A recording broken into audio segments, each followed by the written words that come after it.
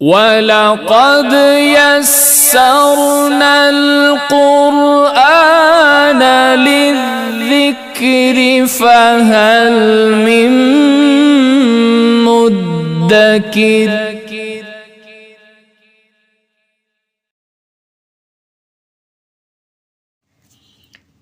اس آیت کا خلاصہ تفسیر یہ ہے کہ انسانوں کو 2 نعمتیں بتا کر تیسری نعمت یاد دلائی جا رہی ہے، اور فرمایا جا رہا ہے کہ اللہ تعالیٰ نے تم پر اتنا بڑا فضل فرمایا جو کسی مخلوق پر نہیں فرمایا تھا، کہ تمہارے دادا حضرت سیدنا آدم علیہ السلام کو وہ عزت بخشی کہ اپنے فرشتوں کو ان کی پیدائش کی خبر دی کہ ہم زمین میں اپنا نائب پیدا فرمانا چاہتے ہیں، اس کے اور اس کی اولاد انبیاء کرام کی معرفت اپنے احکام جاری کریں گے۔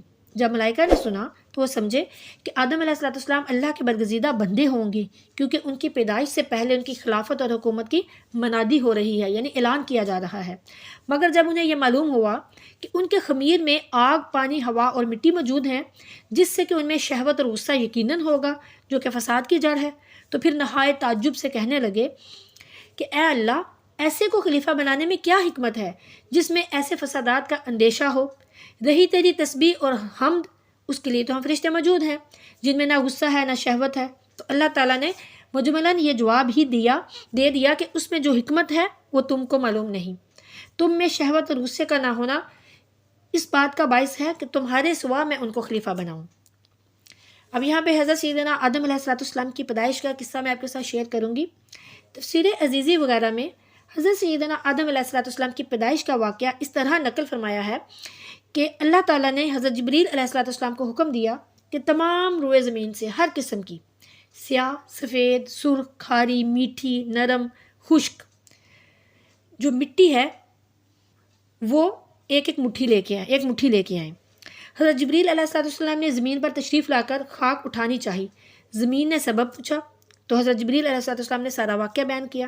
زمین نے عرض کیا کہ میں اس سے خدا کی پناہ پکڑتی ہوں کہ تم مجھ سے خاک اٹھا کر انسان بنائے، جس کی وجہ سے میرا کچھ حصہ جہنم میں پہنچے۔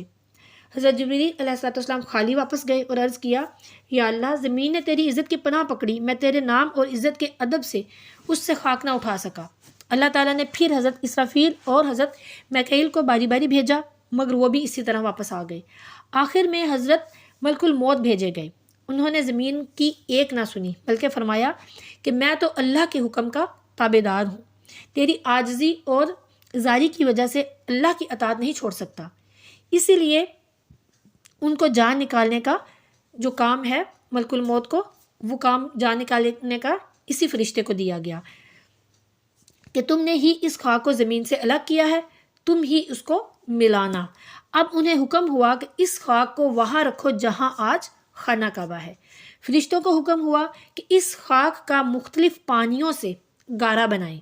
چنانچہ اس پر 40 روز بارش ہوئی، 39 دن تو غم و رنج کا پانی برسا اور 1 دن خوشی کا۔ اس لیے انسان کو رنج و غم زیادہ رہتے ہیں اور خوشی کم ہوتی ہے۔ پھر اس گارے کو مختلف ڈفرینٹ ہواؤں سے اتنا خشک کیا کہ کھنکھنانے لگا، جیسے کہ قرآن پاک میں سورہ رحمان میں آیت نمبر 14 میں ہے، سلسوالن کالفخار۔ پھر فرشتوں کو حکم ہوا کہ اس گارے کو مکے اور طائف کے درمیان وادی نعمان میں عرفات پہاڑ کے نزدیک رکھیں۔ پھر اللہ تعالیٰ نے خاص اپنے دست قدرت سے اس گارے کو حضرت آدم کا قالب بنایا اور ان کی صورت اختیار کی۔ فرشتوں نے کبھی ایسی صورت نہیں دیکھی تھی، تعجب سے اس کے آس پاس پھرتے تھے، اس کی خوبصورتی سے حیران تھے۔ ابلیس کو بھی اس سارے اعلان وغیرہ کی خبر ہو چکی تھی، وہ بھی اس قالب کو دیکھنے آیا اور اس کے گرد پھر کر بولا، اے فرشتوں، تم اسی کا تعجب کرتے ہو؟ یہ تو ایک اندر سے خالی جسم ہے جس میں جگہ جگہ سوراخ ہیں، اور اس کی کمزوری کا یہ حال ہے کہ اگر بھوکا ہو تو گر پڑے اور اگر خوب سیر ہو جائے تو چل پھر نہ سکے۔ اس قالب خالی سے کچھ نہ ہو سکے گا۔ پھر بولا، ہاں، اس کے سینے کی بائیں طرف ایک بند کوٹھری ہے، یعنی دل۔ یہ خبر نہیں کہ اس میں کیا ہے، شاید کہ یہی لطیفہ ربانی کی جگہ ہو جس کی وجہ سے یہ خلافت کا حقدار ہوا۔